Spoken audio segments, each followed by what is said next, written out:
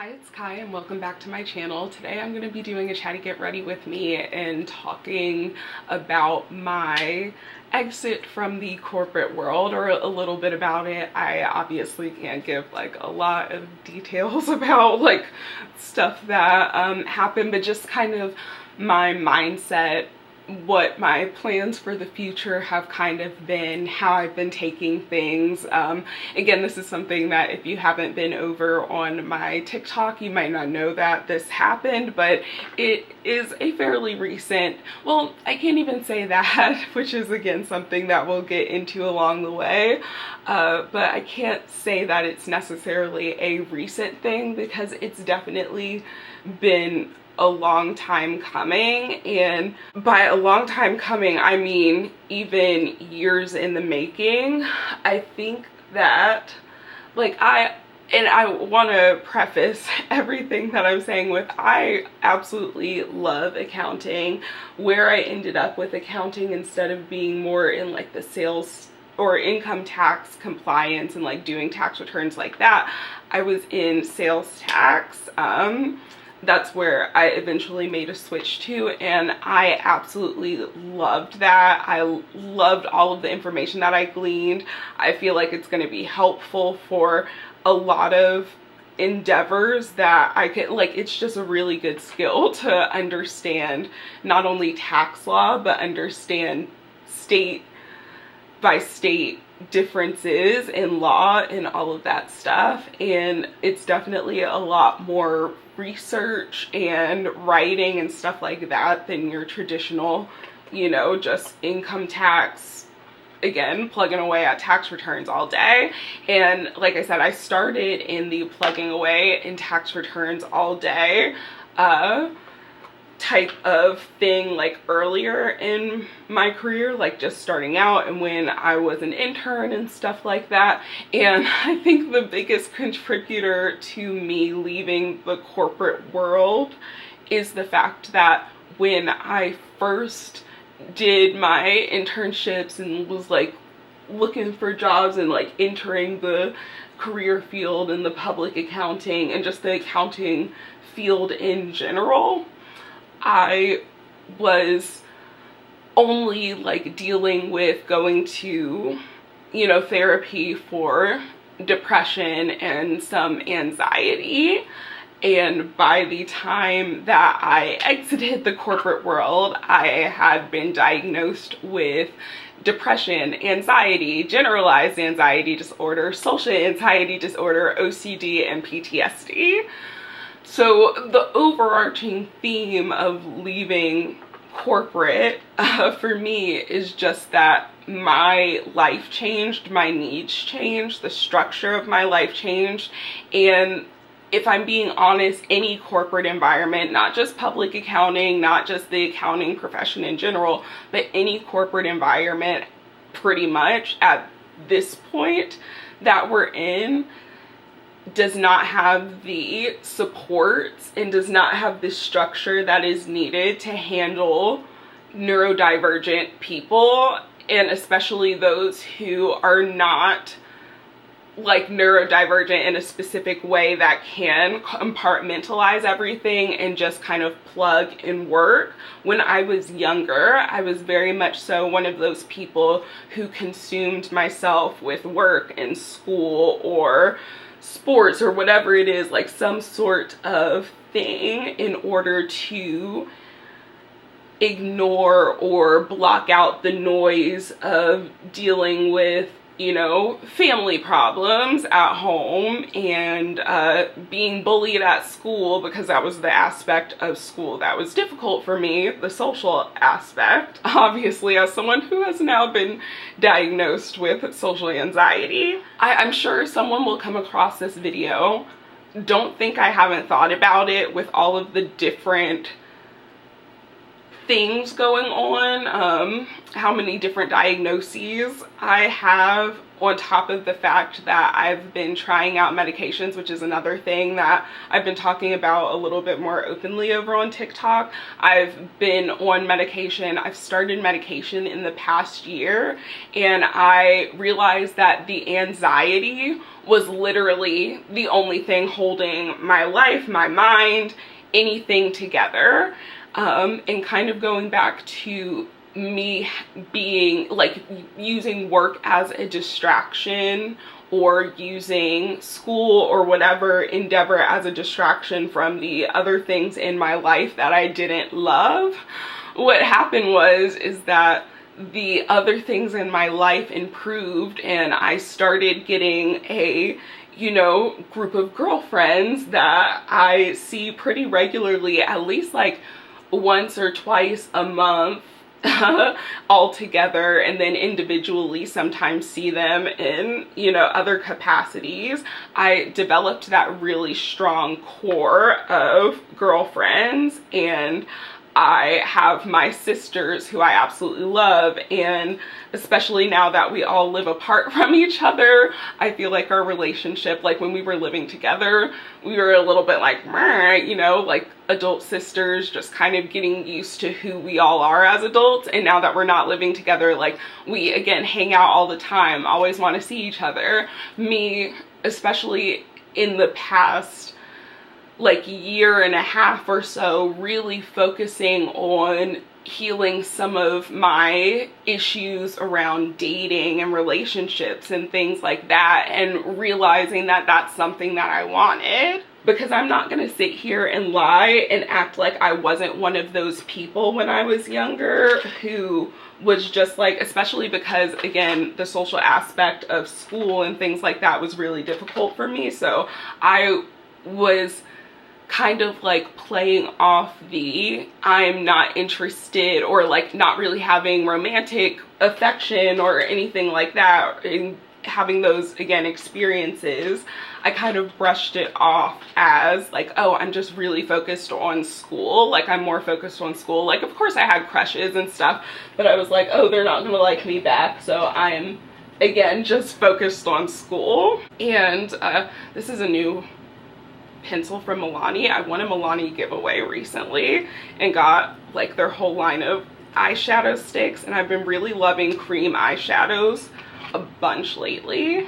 But then as I got older, and went into therapy, I realized that that was just kind of deflection for me, and it was like I do want close relationships. Like I don't know about babies and a family in that way, but I do want like a spouse and a familial unit. And that, even though I'm not necessarily, don't use your teeth, do as I say, not as I do.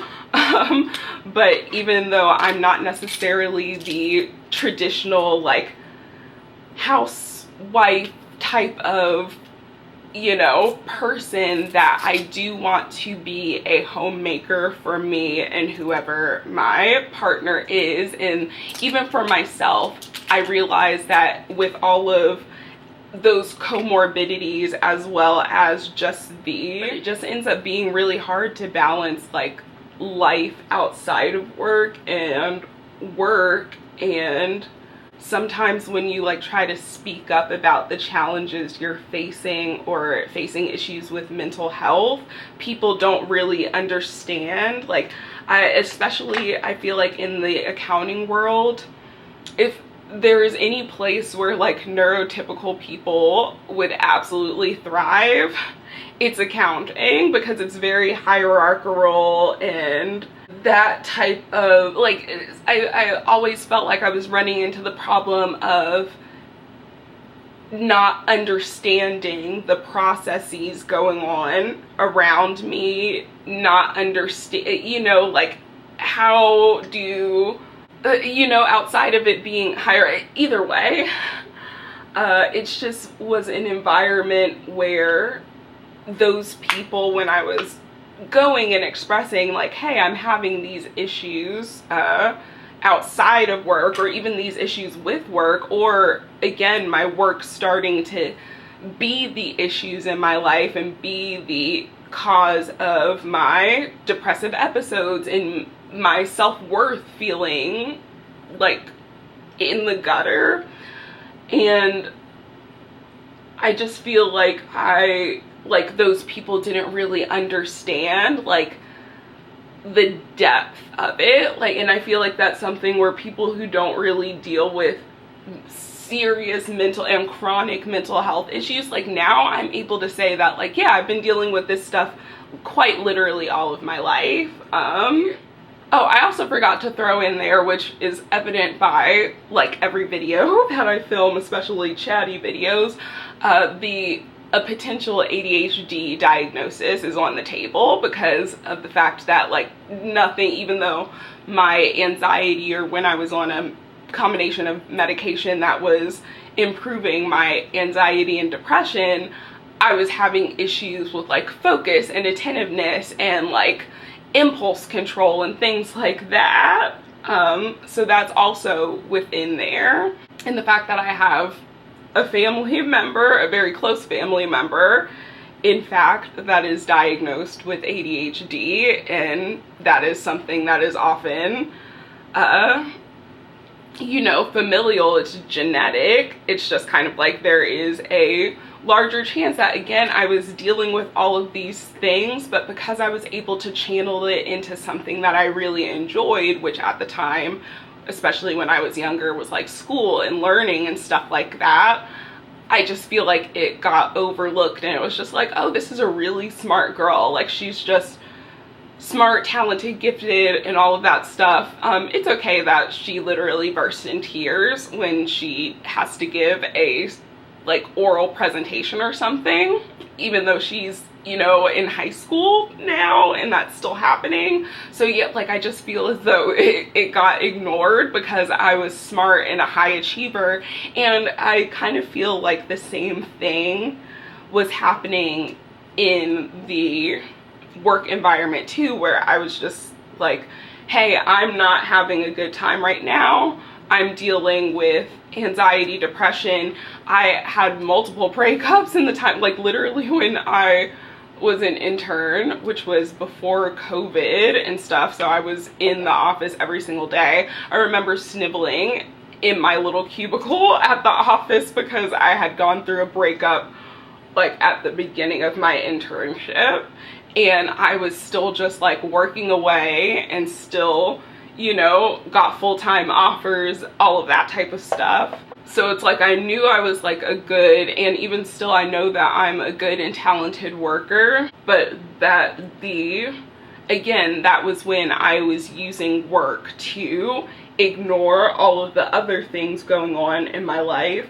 And now that I'm actually addressing all of those other issues, I just feel like I outgrew the ability to fit in to the corporate mold, because like even like tattoos and piercings, and I'm just like, I would probably be tattooed all the way up to my neck if I had never gone into a corporate job, just because tattoos make me feel good about myself. They make me feel pretty and ethereal. Part of the reasoning behind me getting a lot of like nature themed, or all of my tattoos being nature themed, and even a lot of my piercings constantly being, you know, nature themed. This one's more of just a regular crystal, you know, basic septum ring, but like I will have little bead nipple rings and snake, what do you call it? It's because I've always been really adamant about kids not really being it, like me procreating just does not, despite me wanting, again, a familial unit, it just doesn't seem like what it's in the cards for, again, me personally. And I like the idea of having all of these forms of life on me to remind me that, like, as a woman or someone who has the ability to procreate, that doesn't necessarily, and is wanting to choose to not do so, does not mean that I am void of life or that I cannot create life in other ways. You know what I'm saying? So like that is something that, like, obviously my tattoos are important to me and they make me feel good, and like, not that I feel as though definitely the corporate world is getting more relaxed, but it's just not at the point where it's just like, yeah, don't cover up your tattoos, or, you know, feel, you know. And I want to be able to be myself all the time. Also, on top of that, just being a neurodivergent in general, my mind works differently than a lot of other people, and I felt like that again just wasn't maybe compatible. Like when I'm working, it was compatible for like doing the work, but it's not compatible for like the networking and schmoozing and all of that stuff. And there was a point at which I called it turning it on and off. And this is kind of going back to my previous point with all of the comorbidities and some of the things that you'll hear me say. I definitely have thought about this not just being a whole bunch of different mental health conditions and it all being one specifically, but a lot of people get mad when you self-diagnose with this specific one. So for now, I'm just gonna say that it's the OCD, GAD, PTSD, and all of the other ones, but something that I really am exploring, especially with the fact that the feedback I get most often in any job, even before corporate, the feedback that I would get most often was that I was really blunt and straightforward. And when I was tutoring, a lot of people appreciated that because I would find a way. Number one, I would find the easiest way to explain something, which tutoring was my job for like most of college, and even in high school I did some tutoring. So like, yeah, I did like that. I actually think I tutored longer than I was in accounting, but either way, just like having that type of bluntness. Oh no, my light went off. Yeah, it actually doesn't look that bad without the light. Anyway, but with that bluntness, like it was seen as a good, ooh, I don't like that, not at all. There we go. It was seen as a more positive thing to be able to do that. But even with like interacting with some other coworkers, I would get that like, oh, you know, so-and-so said that you were like mean or whatever, and I was just like, was I mean, or did I just not coddle them? Like, was I mean, or did I tell them that it's unacceptable for them to be late for work every single morning when we literally get to choose our shifts that we're on? So you know, and again, I called it turning it on and off, but I used to be able to turn it on and off, like where, like when I was doing interviews and stuff like that, where I could be like, okay, you're not the shy introverted Kai anymore. Like, you're the Kai that's gonna get this internship, you're the Kai that's gonna get this job, you're the Kai that's gonna get this volunteer, whatever it was. So being that type of person, and then over the past year, or not even just the past year, since what, 2020, early 2022 up until like earlier this year, like maybe April of this year, I was doing therapy either once a week or once every other week. And I was like doing different types of therapy. Most recently I was doing EMDR, which really helped with some of the self-esteem issues that I had, especially when it comes to dating as a Black woman. And I feel as though, again, along with healing some of that, like just even healing self-esteem more so related to dating, I'm still healing my self-esteem overall. Oh, I picked up way too much of this blush, so. But my self-esteem everywhere went up, and I started asking in every aspect of my life for more, whether that was more grace or more understanding or more respect or more just anything. And I had to make the decision, and especially with, you know, therapy and stuff like that, I had to make the decision for myself to align with what I am aligned with and get out of what I'm not aligned with.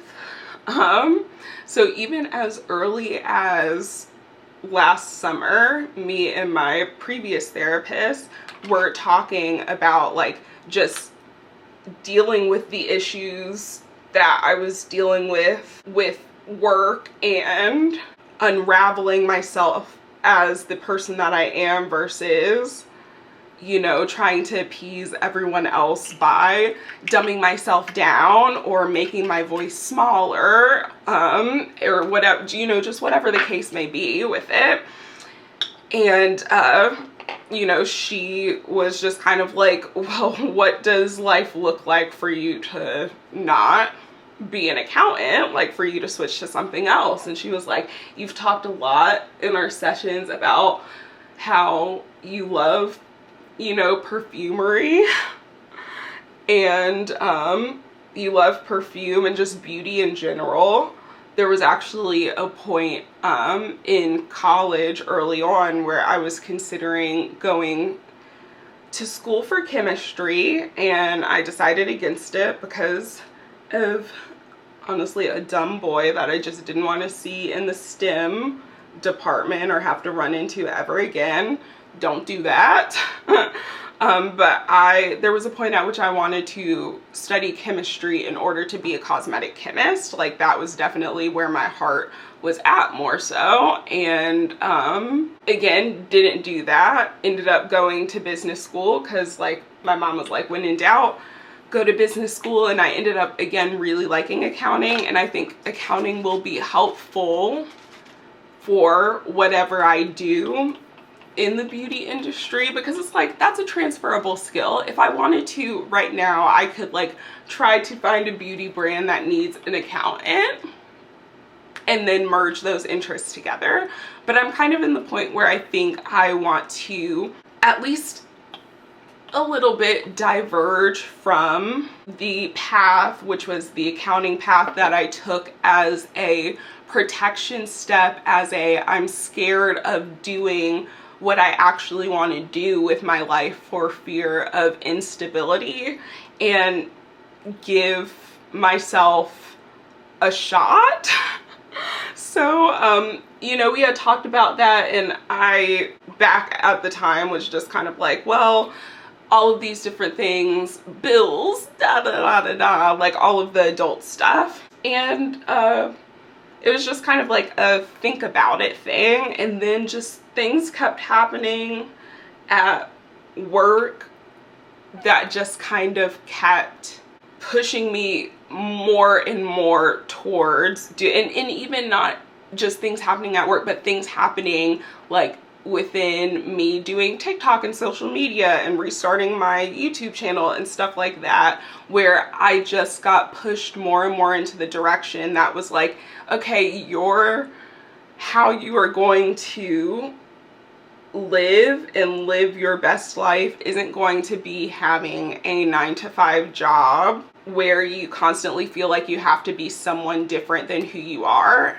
What you need to be doing is, again, living in alignment, living yourself truthfully and honestly and authentically, and letting that be your path and letting that guide you.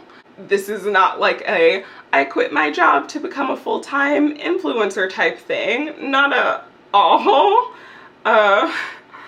It's definitely something where it was just like I realized I needed a different type of compatibility with my life than the way that it currently stands. And I am, I guess, trying to chase that compatibility. And again, I've reflected like one thing is learning more about astrology and looking into my birth chart and learning that, oh, astrologically, like the ways that I'm supposed to make money are by my creative pursuits. So one of which would be like YouTube and all of that type of stuff. But also, again, I have always really been interested in perfumery. I took a perfume class like on Valentine's Day earlier this year, and I really loved it. And I remember I did a video about indie perfumes on my TikTok page, and someone was just like, oh, great list. Have you ever thought about eau de Kai? So like my own, I guess, brand or my own scents. And I was like, the fact that someone said that in a time where I am, you know, heavily debating, do I stay with what I know? Do I stay with accounting and potentially be unhappy? Well, not even potentially, be unhappy and not be able to dedicate the time that you want to your creative pursuits and to being the person that you know you need to be. Again, choosing stability, or do I choose to go off the ledge? And so I chose to go off the ledge. And because I was just like that, I feel as though getting that type of comment, like I said, in the time that I was at, was just a little bit of a, okay, do this thing. And it's scary. There's definitely been a lot of procrastination on my end because I've been kind of like, what if I fail? Like, I definitely have had a tendency in the past to build a little bit of a safety net, or not saying that I don't have a safety net, like I have savings. Trust me, there was some planning that went into this. It wasn't all like completely sudden and all of that stuff, but I had always had something where it was like a safety net. And like, whether it were to be me learning perfumery to craft perfumes for other people or for me to go into business myself, it is like okay, like if you're bad at it or if you don't do a good job at this thing, like that's on you. And that's very scary to be like in a job environment. There's always like someone else can take some responsibility when something goes wrong. I take some responsibility for my part in it, but when it's just yourself, if things go wrong, it's like, and it's so bad because it's like, it's literally me questioning my knowledge, my self-worth in some ways, which is like restarting the cycle of the things that I've been working on in, you know, therapy and stuff over the past few years. But it's also just like, this is I guess gonna be my most radical act of like not only self-acceptance, but of being like, okay, you have always been able to get through everything. Even in my old job, you have always been able to get through everything that's been thrown at you with flying colors. Even like, you'll be okay. I have some new lip balms from Phytosurgents that I need to take pictures of, so I'm gonna, ooh, this is a nice color. It's very like my lips but better. But either way, it was just like a decision that ultimately, I don't know, like I need to rely on myself. And I think that I will be, well, I don't even think, it's like I know that I'll be perfectly fine relying on myself, because I think about like when things in my old job had bottlenecks and stuff like that, like 99% of the time it was not me. You know what I'm saying? Like I was pushing things along, and that's something that I always got praised for, was just like, oh, you really like keep things going, checking in, stuff like that. So it's like, I know that I have it to do this thing. It is just the fact that it is scary. It is scary to take a chance on yourself and only yourself, but it is what it is. I've been, again, collecting my materials to start learning, watching videos, going to, again, perfume classes. I want to take some online classes through the Institute of Art and Olfaction, and ideally I would be able to like go physically out there to take a physical class there, but that's not in the cards, at least right now, for me to fly out to Los Angeles, because I know nothing about LA, and I think that would definitely be a trip that I would need someone else with. But so far this past month, I've really just been taking the time to decompress, because I've been going. Like I really haven't had a break. I went from high school straight into college, into an accounting internship, straight into grad school, and then into working full time. So I never really got to have just like a rest and relaxation period, and I can tell that it was much needed, because I was just like sleeping so much. And even though I felt a lot of guilt and like shame, which is again something that I'm trying to work through, over being like, I just feel so tired, I don't want to do anything, like I just want to sit and lay here and like not think about the outside world. I'm also trying to be like, especially for this, I'm like, it's 1 month on the blip of like your entire life. This is 1 month that you've been sedentary, or that you haven't worked or like thought about anything except like just taking care of your mental health, taking your medication when you're supposed to, trying to feed yourself, doing things that you enjoy, which included going on a little vacation. That was super fun. And again, like I've had, you know, even though it was since before the summer, but my dating diaries, where I've gone on different dates with people, shown my outfits, and just talked about stuff like that. And even with the people that things didn't work out with, I had amazing fun times with them. So it's just really been a period of, again, self-discovery, letting myself rest. And I think that like in August is where I'm really going, because I can already tell, like I can feel myself kind of becoming myself again, or like coming out of that like feeling that I've had.